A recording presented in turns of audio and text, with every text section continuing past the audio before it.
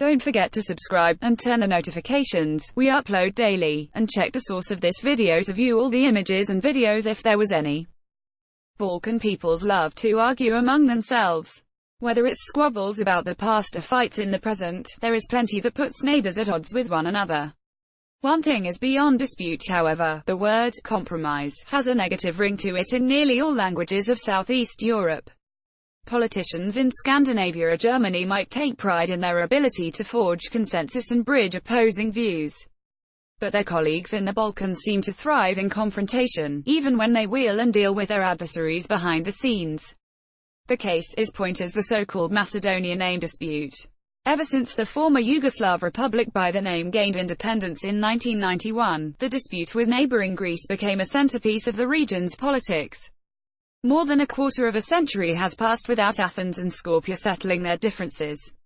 And the outside world, for the most part, remains baffled by the dispute preventing the Republic of Macedonia, or FYROM if you wish, from joining NATO and starting membership talks with the European Union. What is the dispute about? Greece objects that the Republic of Macedonia implies a claim to the whole geographic region of Macedonia, of which more than half is part of Greek territory. Furthermore, the majority of Greeks have been alarmed by the appropriation by Slav Macedonian nationalists of ancient Macedonian heritage. For them, Alexander the Great is part and parcel of Hellenic identity. Resentment only grew when the center-right VMRO Democratic Party for Macedonian National Unity embarked on a campaign of antiquization upon seizing power in Skopje in 2006.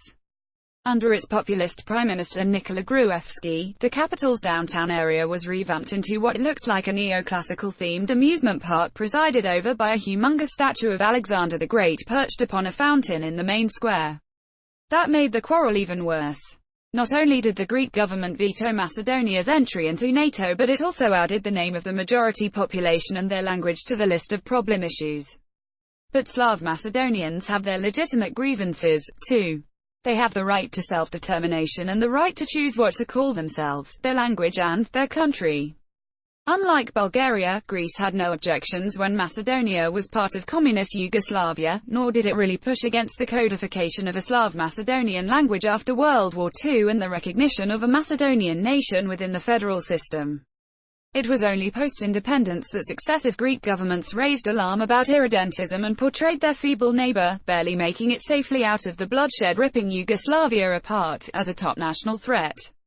Skopje did push for the rights of ethnic Macedonians in northern Greece, arguably a minority among the Slav speakers in the region, most of whom share a Greek national identity.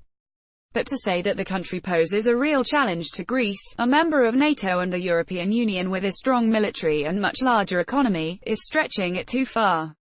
In fact, over the years Greece has become a key trade partner and leading investor across its northern border.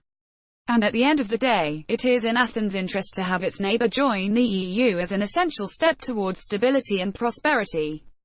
A compromise. Now the good news: there is a breakthrough. On June 12, Prime Minister Zoran Zaev announced that he and Greek Alexis Tsipras had struck a deal. Northern Macedonia will be the compromise name, a concession for Greece. Skopje is meanwhile winning on the issues of naming the nationality, Macedonian citizens of Republic of Northern Macedonia, and the language, Macedonian. The adjective Skopje will be using in official communications would remain Macedonian. The agreement is contingent on the outcome of a referendum in Macedonia and an endorsement vote by the Greek parliament. The EU and NATO's role cannot be overstated. It has been the resolve of Zaev's government to shepherd Macedonia into the Western clubs which led to the settlement with Athens.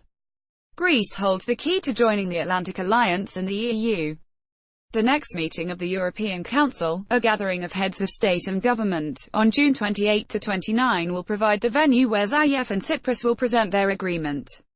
If everything goes according to plan, Skopje could be given green light for accession negotiations with the EU.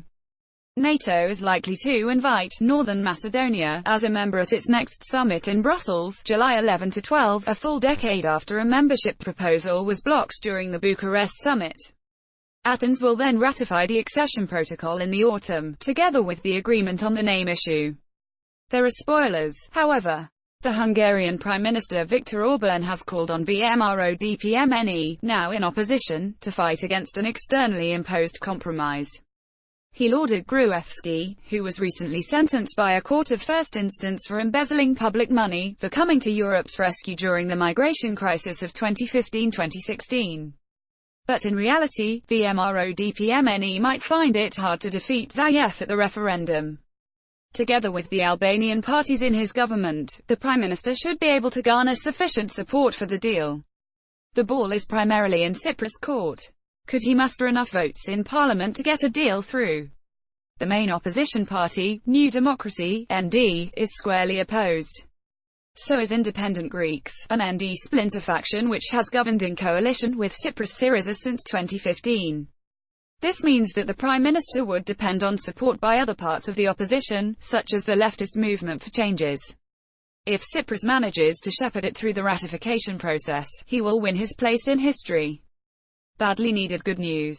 The breakthrough in the dispute is sure to have geopolitical repercussions.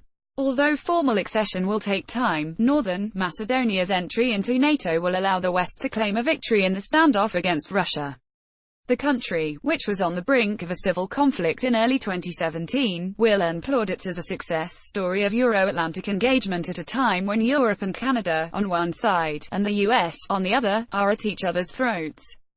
A symbolic gain, it will nonetheless boost morale, especially as it comes a year after Montenegro joined the alliance.